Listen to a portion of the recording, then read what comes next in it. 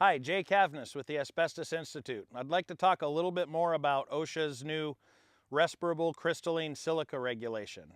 In the construction standard, it's 1926.1153.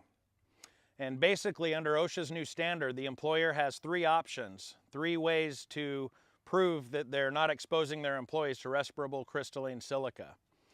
The first option is called Table 1. In the new regulation, there's a chart or a table that lists out specific tasks and specific tools. And they also list specific engineering controls and work practices and respiratory protection that go with each of those tasks.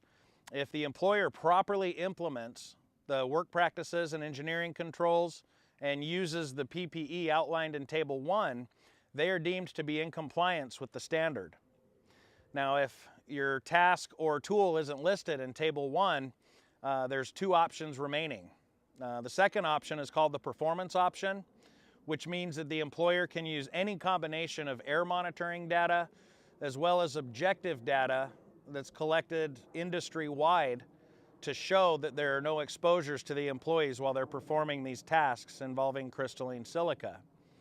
If neither of those options are appropriate, the third option is called the scheduled monitoring option.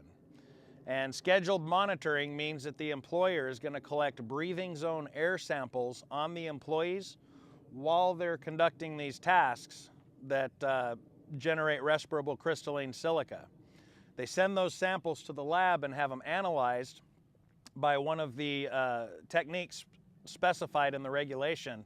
And if the lab analysis shows that the air samples are below the action level of 25 micrograms per cubic meter and below the permissible exposure limit of 50 micrograms per cubic meter as an 8-hour time-weighted average, then the employer has successfully proven that there's no exposure, occupational exposure to the employees doing the work. Well, I hope this was helpful, and if you have more questions on the silica regulation, please contact us at the Asbestos Institute.